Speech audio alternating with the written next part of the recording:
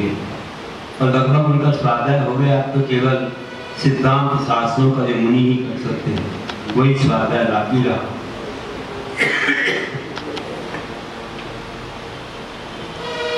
कहा गया कि जब मुनि बनोगे तब ये स्वाध्याय हो पाएगा और आगे तुम्हें अभी तो पिताजी ने याद किया है, कहा था पढ़ करके आ जाना वापिस, तो अब तुम्हें जाना होगा। अब बेटा दोनों भाइयों को कहा कि अपने घर की ओर प्रस्थान करो। माता पिता की यही आज्ञा थी। ठीक है गुरुदेव, आपकी जो आज्ञा, फिर भी मेरा मन तो करता है कि मोक्ष मार्ग में आगे बढ़ूं। शक्ति तो थोड़ी अभी उतनी उद्घाटित नहीं हुई है, थोड़ा संसार को देख लूं कैसा है संसार में। कुछ नहीं देखा, ना राज ना खजाने में, थोड़ा देख लूं, इसके बाद फिर जरूर आऊंगा। और आपने जो कहा है कि पंचेंद्रिय के विषय ये परिग्रह दुख के कारण है, लाभ देश के कारण है, हिंसा और झगड़े के कारण है, तो गुरुदेव थोड़ा सा देखूं, इसका परिचय प्राप्त करूं, जल्दी से हमारा बैराग बढ़े और आपके पास आए। खबर भिजवा दी। समाचार मिलते ही राजा ने जल्दी से दूत भेज दिए, रथ भेज दिया, रथ में सवार होकर आएंगे। पूरे नगर को सजा दिया, रिश्तेदारों को बुला लिया, नगर के प्रमुख लोगों को बुला लिया, घर में पकवान बन गए, सब हो गया। और फिर दोनों आ भी गए, लेकिन अभी नगर के बाहर ही आ पाए हैं। थोड़ी दूर ही देखो सब भगवानी को आए हैं, माता पिता हैं, बहन है, रिश्तेदार हैं, गांव के प्रमुख लोग हैं, मंगल द्रव्य हैं, पूजा लिए हैं, मंगल दीप है, कलश है, सब कुछ प्रतीक्षा कर रहे थे। आते ही गए वे रथ में से उतर गए, एक आध फलांग थे, आपस में कुछ चर्चा करने लगी। उनने देखा देखो कितने अच्छे मंगल द्रव्य लिए हैं लोग, कोई कलश लिए हैं, कोई ध्वजा लिए है, कोई दीप लिए है। जो दीप लिए और कन्या देखो बिल्कुल युवती अवस्था में है। और अब तो हम जब जाएंगे नगर में, सब देखेंगे खजाना वैभव, पिताजी शादी भी करेंगे। तो शादी करेंगे तो मेरी शादी उस कन्या से ही हो जाए, उस कन्या से ही शादी हो जाए।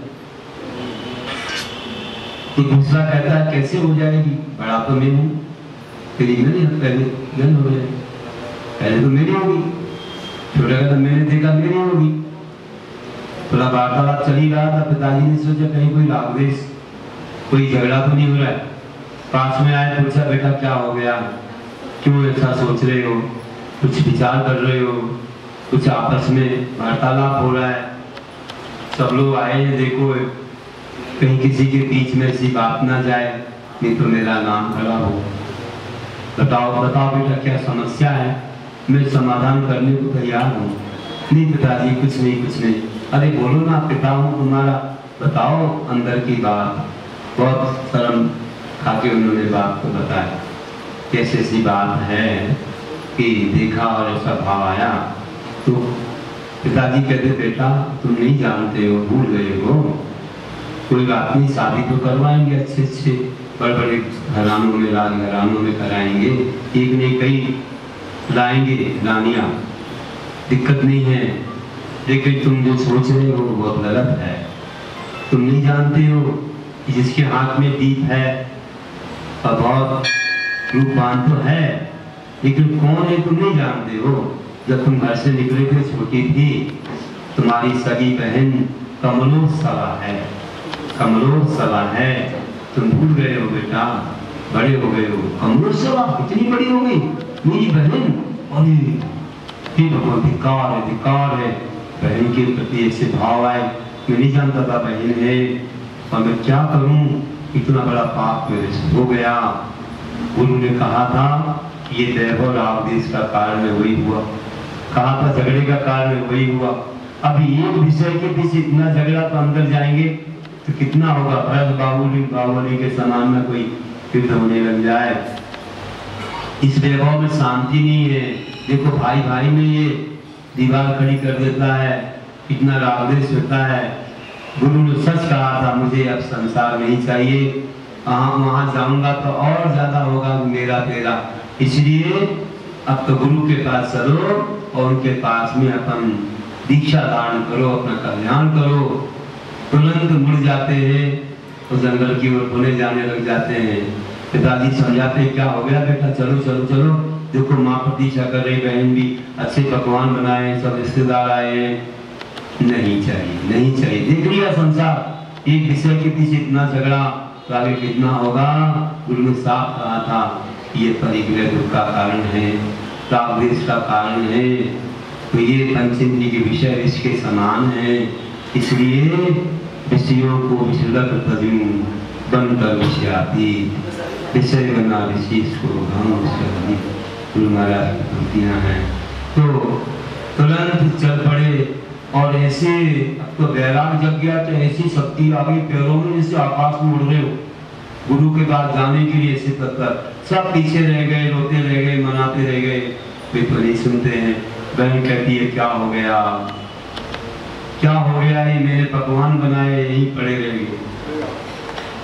इतनी भावना थी कि हमारे भाई आएंगे, बड़े हो गए, उनसे धर्म सीखेंगे, गुरु के पास जाके आए हैं, हम सब लोग पढ़ेंगे, जानेंगे, सीखेंगे, अनुभव प्राप्त करेंगे, खूब अच्छे से खिलाएंगे पिलाएंगे, माँ की भावना।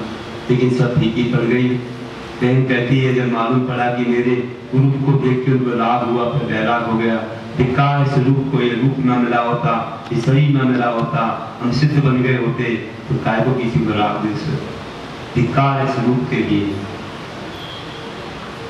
जल्दी से जल्दी हम अशरीरी हो जाएं, भगवान बन जाएं, जिससे किसी को भी राग द्वेष न हो। अब एक दिन सर्दी चले गए और पहुंचे गुरु के पास और नमोस्तु किया और कहा, हे गुरुदेव, मेरा कल्याण कीजिए, मुझे दीक्षा प्रदान करके अपना शिष्य बनाइए, आपकी सेवा में तत्पर रहूंगा, आपसे ज्ञान दर्शन शारद सबको पाऊंगा और अपना कल्याण करूंगा।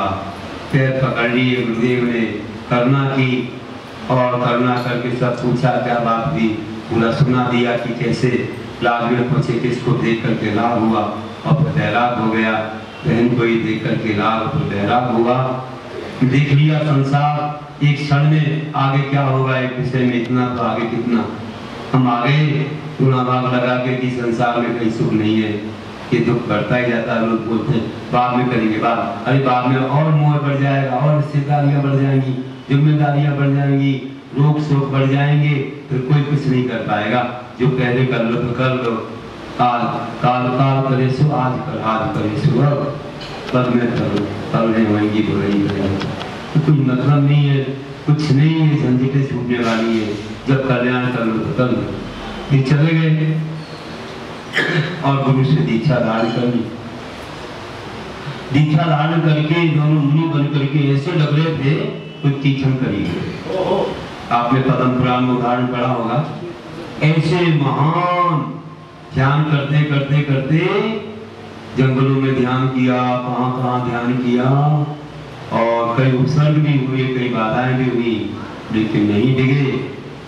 एक बार तो एक वंशी स्थल में ध्यान कर रहे थे पहाड़ी पर, और वहाँ कोई पूर्व जन्म का बैरी देव आकर के उपसर्ग करता था, बहुत बाधा देता था, भयानक आवाज करता था, शापनी लापनी भूत प्रेत की बाधाएं, और बहुत ही शेर और भालू चीता की आवाज, अनेक प्रकार के हाव वो करता, अग्नि बरसाता, पत्थर बरसाता, कहीं मेघों की गर्जना करता।